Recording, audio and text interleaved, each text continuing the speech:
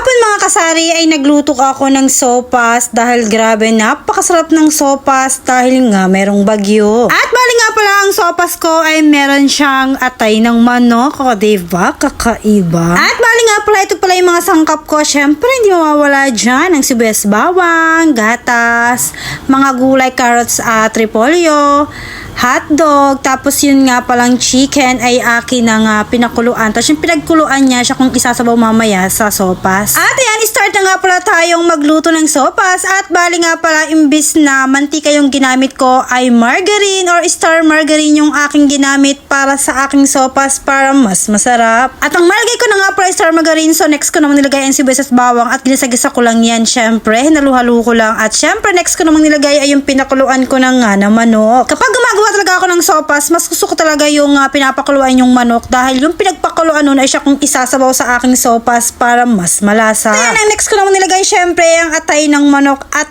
alam nyo ba na first time kong magluluto ng sopas na merong atay ng manok. Alam ko na hindi lang naman ako ang gumagawa ng sopas na naglalagay ng atay ng manok. Depende yan sa gusto nyong ilagay. Pwedeng meron, pwede ring wala. Depende nga sa pagluluto. Kaya na nga nang magisa ko na nga yung sibuyas bawang, manok at atay ng manok, ay next ko na palang nilagay ay yung pinagpakuluan ko ng manok para mas malasa. At syempre hindi nang sapat na sabaw yung pinagpakuluan ng manok, kaya naglagay pa ako ng tubig dahil syempre mas masarap sa sopas yung mas maraming sabaw. At yan ang malagay ko na nga yung tubig, so ayan naglagay na nga pala ako ng mga pampalasa dyan. Syempre ang chicken nor cubes at syempre ang magic sarap. At yan na nga after 1,000 years, cherries. So ayan, kumukulo na nga pala yung sabaw ng aking sopas at nang kumukulo na ilagay ko na nga pala syempre ang pasta macaroni. At ayan na nga, nang malagay ko na nga yung macaroni pasta, so hinalu-halo ko lang at syempre tatakpan ko ulit yan para nga kumulo, para lumambot nga yung macaroni pasta.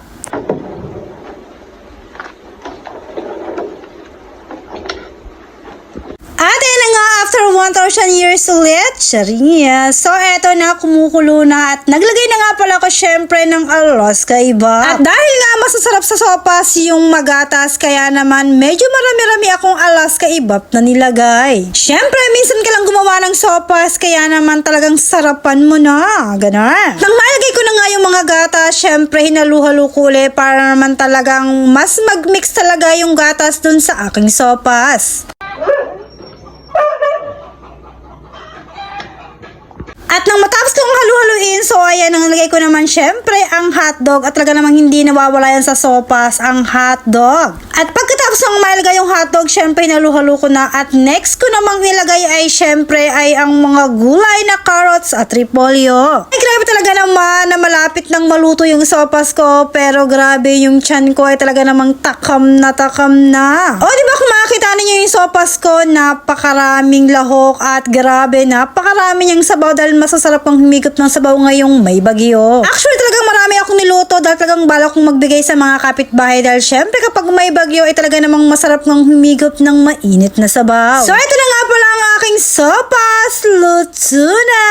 Tara, let's eat! So yun lang. Salamat!